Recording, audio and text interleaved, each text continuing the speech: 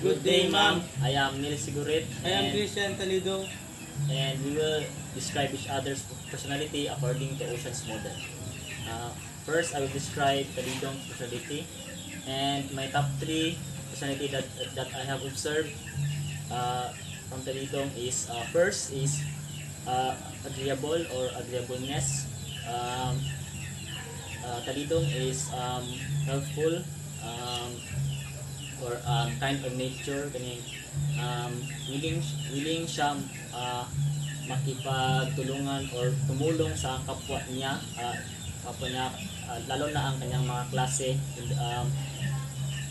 Hindi siya nag-hesitate na tumulong sa kanyang mga klase, especially sa mga group activities. And also kaning si Talidong kay kung siya kani understanding, especially siya yung mga barkada kani yung barkada na yung mga pinagdadaanan, willing siya maminaw or makinig sa mga sa mga barkada, mga nanakit. Tapos also number 2 is extraversion.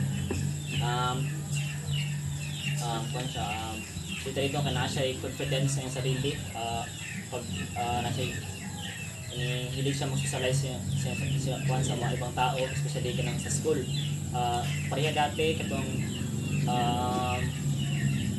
first day pa na ko sa LMC, si Talidong na nag-approach na makipag-amigo. Tapos si Talidong po ay outgoing, kung gusto siya mag-adventure sa iyang mga barkada, gusto siya tapos also kanang cooperative po si Talidong, gusto siya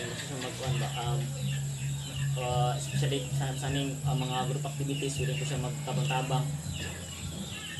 Tapos third is neurotic personality, na siya kay usahay kanang prone siya sa negative emotion niya, ginapaunahan niya emotion niya kay usahay. Halimbawa sa iya sa academic, usahay kung ma-pressure sa iyang mga classmates, especially sa academic. Okay, I will describe Sir Neil Goret personality. The top 2 personality I observe are conscientiousness, kasi nakita ko sa kanya ang self-discipline at meron siyang goal sa kanyang life, at nakikita ko sa kanya ang hardworking sa pag-aaral. 2 is agreeableness, kasi madali siyang lapitan kung meron akong itatanong at tutulungan niya ako sa mga gawain or task. At malaki yung tiwala ko sa kanya simula pa ng first year.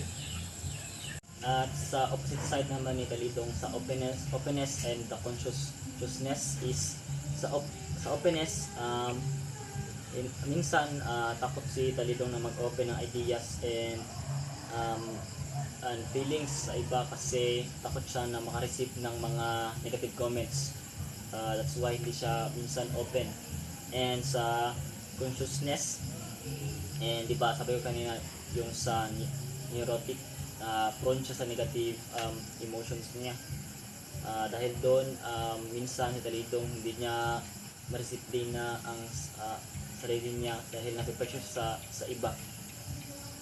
Yan lang. Opposite side ni Sir Goret sa personality. Kabaliktaran ng openness. Dahil matakot siyang magbigay ng idea, baka siya ay discriminate at hindi siya open sa new idea. And introversion, kabaliktaran ng extraversion, dahil kinakausap niya lang yung kakilala niya. Neuroticism ay kabaliktaran, hindi nagpapadala ng emosyon. Halimbawa, sa academic, exam, and quizzes ay mababa ang grades niya. Babawi siya sa susunod, tapos hindi niya pinipressure yung sarili niya. Yun lang po, at maraming salamat.